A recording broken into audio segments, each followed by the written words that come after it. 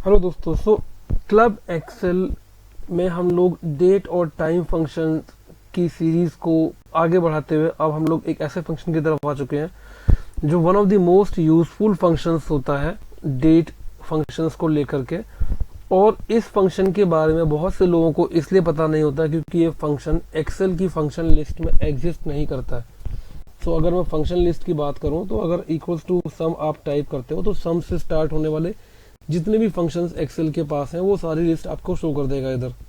Same way अगर मैं date लिखूं तो डेट से स्टार्ट होने वाले जितने भी हमारे पास फंक्शंस हैं, डेट वर्ड जिस भी फंक्शन में हमारे पास रहेगा वो सारे यहाँ पर आपको दिखा देगा। बट आज हम लोग एक ऐसे फंक्शन की बात करने वाले हैं जो कीवर्ड लिखने पर भी आपकी फंक्शन की लिस्ट में नहीं आएगा। उस फंक्शन का नाम है डेट डिफ।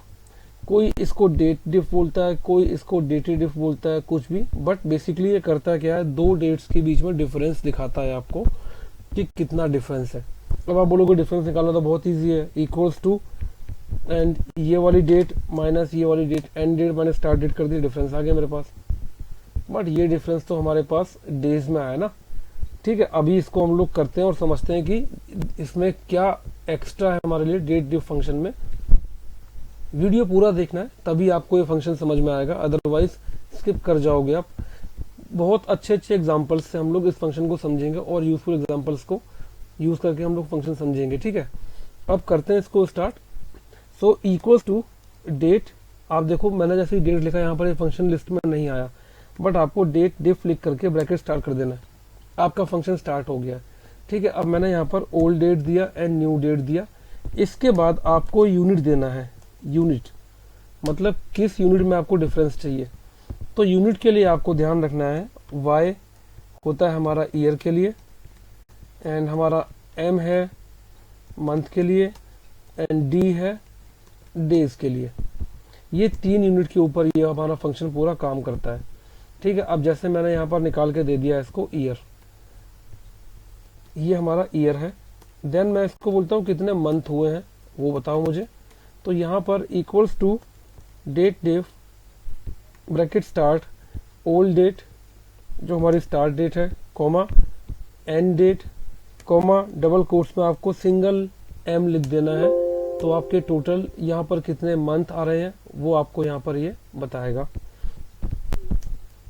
सो यहाँ पर करते हैं इक्वल्स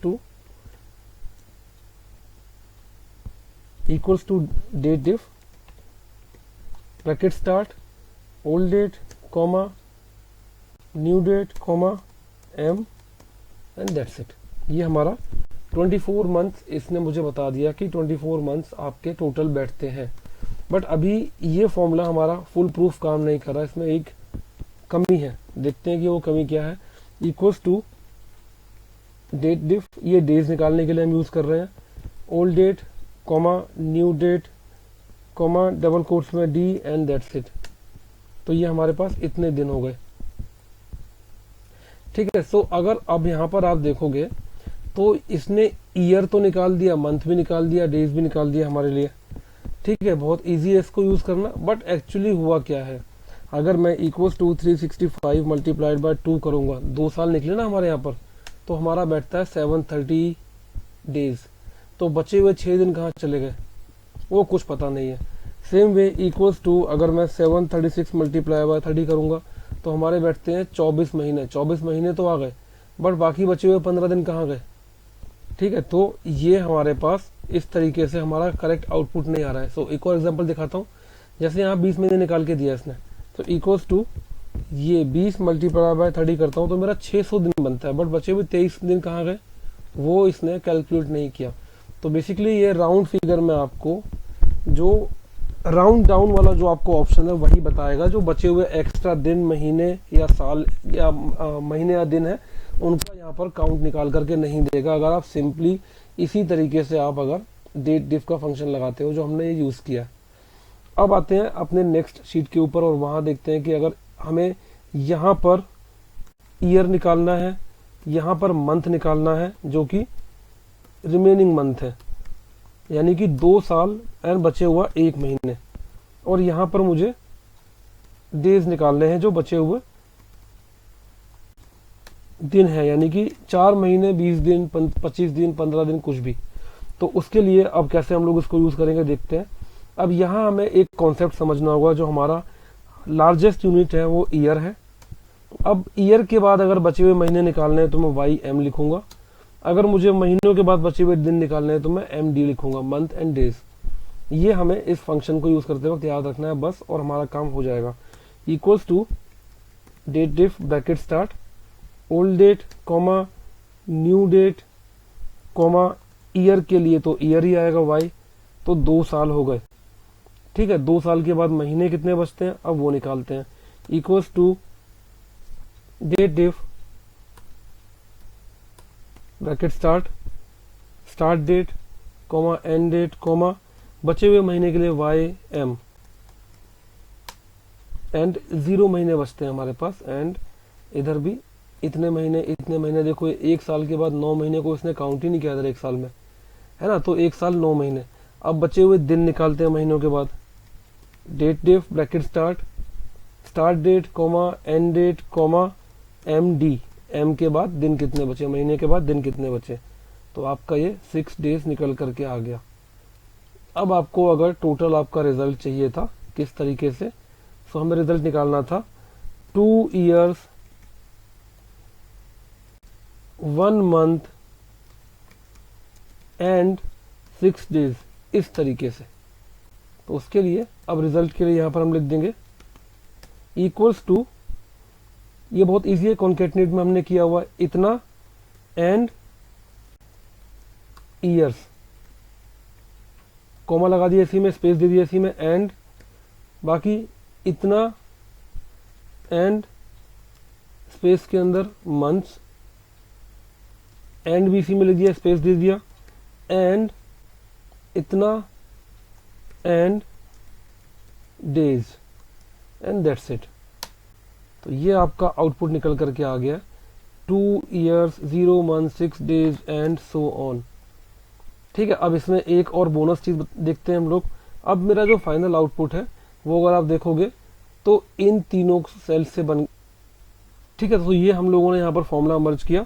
तो हम लोगों ने क्या किया, बेसिकली सबसे पहले हमने यहाँ पर फॉर्मूला यहाँ पर निकाला, हम लोगों ने ये अपना डेट डिफ यूज करके सारे फंक्शंस निकाल दिए हमने। ठीक है, अगर मैं इसमें F2 करता हूँ तो आप देखोगे यहाँ पर, अभी मैं इसको आपको कंट्रोल जी करके दिखाता हूँ, थोड़ा सा वीडियो शायद स्किप हो गया होगा, मैंने कंट्रोल डी किया। ठीक है, अब मैं इसमें यहाँ पर आता हूँ, अगर आप देखोगे तो C2 D2 एंड E2 इन तीनों से इसका लिंक है, बट मुझे तो एक फाइनल आउटपुट इस वाली लाइन में चाहिए था ना। तो अब इससे बचने के लिए हम लोग C2, सबसे पहले C2 के ऊपर जाएंगे, जो ये वाला C2 है, इसको इक्वल्स के बाद का पूरा फॉर्मूला आपको कॉपी कर लेना है, कंट्रोल C करके, एंड यहाँ जहां पर C2 है इस फाइनल फॉर्मूले में वहां डबल क्लिक करो और उसको पेस्ट कर दो। अब यह देखोगे C2 से इसका लिंक ब्रेक हो गया, अब रह गया D2 एंड E2। तो अब आप D2 में आओ, D2 में इक्वल्स के बाद का पूरा फॉर्मूला कॉपी करो, इसको कंट्रोल C प्रेस करके, सेलेक्ट करके कंट्रोल C प्रेस करके, इक्वल्स टू साइन की जरूरत नहीं है हमें, एंड जहां पर D2 है वहां डबल क्लिक किया, पेस्ट कर दिया इसको। सेम वे अब आपके पास इसमें जो फॉर्मूला है वो E2 का रह गया है, तो आपको क्लिक करना है E2 के ऊपर, डबल क्लिक एंड इसको सिलेक्ट किया एंड कॉपी कर लिया, इक्वल्स के बाद का पूरा फॉर्मूला, और जहां पर E2 है वहां डबल क्लिक किया एंड इसको पेस्ट कर दिया। तो अब आपका जो फाइनल आउटपुट है वो इस तरीके से आपका यहाँ पर रेडी हो गया है। और अब आपका जो फाइनल जो फॉर्मूला हमारा जो बना है वो क्या बना है, ये डायरेक्टली सोर्स से लिंक करके हमने मल्टीपल फंक्शंस को यूज करके ये एक फाइनल फॉर्मूला यहाँ पर रेडी कर लिया है, लाइक दिस। तो ये इस तरीके से हमारा डेट डिफ काम करता है मल्टीपल वेज में। आप अपना आउटपुट निकाल सकते हो, डेट ऑफ ज्वाइनिंग से करंट डेट तक उसका क्या टेन्योर हो गया है, ठीक है, उसका स्टार्ट डेट से आज तक कितने दिन कंपनी में हो गए, एंड सो ऑन, प्रोजेक्ट में कितने महीने, कितने साल, कितने दिन लगे, वो सब हम डेट डिफ को यूज करके निकाल सकते हैं। सो आई होप आपको ये वीडियो पसंद आया होगा, डेट डिफ फंक्शन कैसे काम करता है आपको क्लियर हो गया होगा।